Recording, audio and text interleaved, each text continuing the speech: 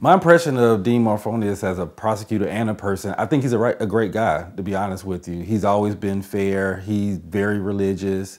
And I've never had any issues with him at all as far as plea deals or anything like that.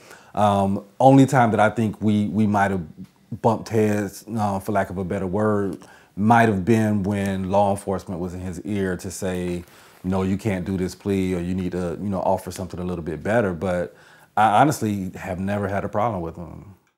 I believe Dean Morphonius does run all of his pleas by the Drug Task Force, and I believe that's the reason why it's kind of a form. Here's what your plea offer is on the drug cases, because that's what they want for all the drug cases to come through. I do not think the Madison County Drug Task Force is fair at all.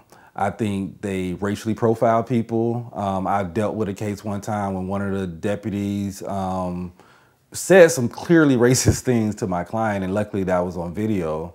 I've had other cases where, clients made accusations. Of course, I don't have that on video, but they use these tactics where they'll follow people for a while on I-10, wait till you commit some minor traffic infraction, and then they pull you over, and then of course the dog is coming pretty soon. They're searching your car pretty soon. I don't like their tactics at all. I had a client, she was pulled over.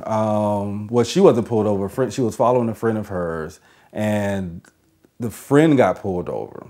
She pulled up a little bit further along, probably about 50 yards up, and then next thing you know, the officers found some things in the friend's car, so they said, okay, well, let's see what she has, or see if she has anything in her car as well.